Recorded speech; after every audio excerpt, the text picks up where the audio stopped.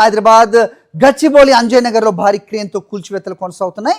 ఇప్పటికే కూలిన భవనం డిబ్రీస్ శిథిలాల తొలగింపుతో పాటుగా ప్రమాదకరంగా ఉన్న మరో హాస్టల్ భవనాన్ని కూడా కూల్చేస్తున్నారు.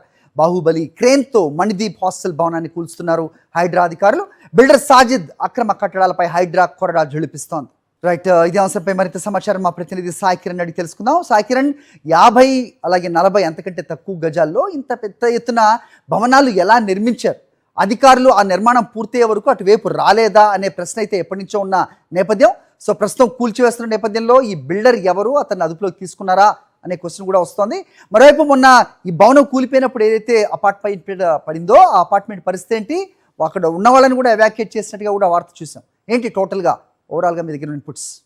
ఎస్ హరి, మనకు హైదరాబాద్లో ఐటీ కారిడార్ గురించి ఒకసారి మాట్లాడుకుంటే, ఒకవైపు ఐటీ కారిడార్ అంతా కూడా అక్కడ సాఫ్ట్వేర్ పరిశ్రమలన్నీ ఉంటాయి. సో మరి వాళ్ళంతా పనిచేసే వాళ్ళు, అందులో ఉండే సాఫ్ట్వేర్ వాళ్ళు, చాలా తక్కువ జీతాలు ఉండే వాళ్ళు అంతా కూడా ఎక్కడ నివసిస్తారని చూస్తే ఇక్కడే మనకు అంజయ్ నగర్, సిద్దికి నగర్, గచ్చిబౌలిలో కూడా హాస్టల్స్, పీజీ హాస్టల్స్, కొన్ని వందల వేల హాస్టల్స్ కూడా ఇక్కడ ఉంటాయి. సో ఇప్పుడు కూల్స్తున్నటువంటి హాస్టల్ కూడా అది Manideep hostel, PG hostel.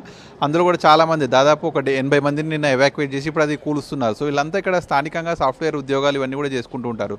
So ఇక్కడ ఇది ఎగ్జాక్ట్గా కూడా ఈ అంజయ్ నగర్, సిద్దికి నగర్ ఎక్కడ ఉంటుంది అనేటువంటి చూస్తే ఏఎంబీ మాల్కు ఎదురుగా ఉండేటువంటి ప్రాంతంలో, అంటే ఆపోజిట్లో ఉండేటువంటి లేనంతా కూడా ఇది అంజయ్ నగర్, సిద్దికి నగర్. ఇక్కడ విచ్చలవిడిగా వేల అక్రమ కట్టడాలు, వందల అక్రమ కట్టడాలు కూడా వెలిసాయి. సో ఇవన్నీ కూడా చాలా తక్కువ గజాల్లో, అంటే దాదాపు 50, 60 ఇంత తక్కువ స్పేస్లోనే ఇవి 6 నుంచి 7 అంతస్తులు, 8 అంతస్తులు కూడా నిర్మిస్తున్న. పోయినసారి కూడా అంజయ్ నగర్లో ఒక పక్కన ఒరిగినటువంటి ఒక బిల్డింగ్ను నేలమట్టం చేశారు అప్పుడు హైడ్రా అధికారులు. మళ్ళీ అదే ప్రాంతంలో ఇప్పుడు మళ్ళీ ఎవరైనా వెళ్ళి కనుక చూసినా కూడా అక్కడ 8 ఫ్లోర్ల బిల్డింగ్ అక్కడ వెలిసింది. సో అట్లా విచ్చలవిడిగా కూడా అక్రమ కట్టడాలు ఇక్కడ వెలుస్తూనే ఉంటాయి. ఇవన్నీ వెలిసిన తర్వాత వీటిని పీజీ హాస్టల్స్కు కూడా విక్రయిస్తుంటారు. సో పీజీ హాస్టల్స్ నిర్వహిస్తుంటారు, ఎందుకంటే ఇక్కడ ఒక ఫ్యామిలీస్ అవన్నీ కూడా నివసించేటువంటి పరిస్థితి ఉండదు. పీజీ హాస్టల్స్ అయితే ఒక కిచెన్ ఏర్పాటు చేసి మిగతా వాళ్ళందరికీ భోజనం పెట్టేస్తుంటారు. కాబట్టి ఇట్లా వందల అక్రమ కట్టడాలు వెలియడం వల్ల ఇక్కడ పూర్తి అక్రమ కట్టడాలు ప్రాంతంగా మారిపోయింది.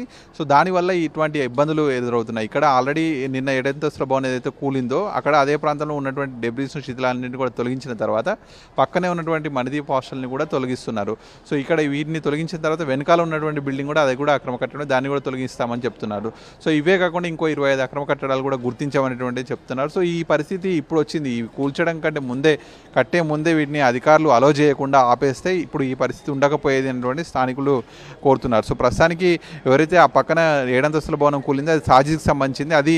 ఆ సాజిద్ను ప్రస్తుతానికి అరెస్ట్ చేశారు. ఇది ప్రస్తుతం కూలుస్తున్నటువంటి మణిదీప్ హాస్టల్ అనేటువంటి కురేష్ ఇది. సో ఇతన్ని కూడా పైన కూడా కేసు నమోదు చేస్తామంటున్నారు. అట్లనే సాజిద్కి సంబంధించి కావచ్చు, ఇంకా ఇక్కడ అక్రమ కట్టడాలు ఎంతమంది కట్టారు వాళ్ళందరి మీద కూడా ఒక కూల్చడం, వాటిని కేసులు పెట్టడం, ఇవన్నీ కూడా చేస్తామనేటువంటిది హైడ్రా చెప్తుంది. మరి ఇది ఎంతవరకు కార్యరూపం దాల్సిందో కూడా చూడాల్సి ఉంది. ప్రస్తుతానికైతే ఇటు పక్కన ఉన్నటువంటి వాళ్ళు, ఈ బిల్డింగ్లో ఉన్నటువంటి వాళ్ళందరినీ కూడా ఎవాక్యుయేట్ చేపించి ఆ మణిదీప్ హాస్టల్ను కూలుస్తున్నారు. హరి,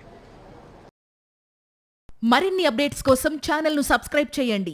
నోటిఫికేషన్స్ కోసం బెల్ ఐకాన్ పై క్లిక్ చేయండి.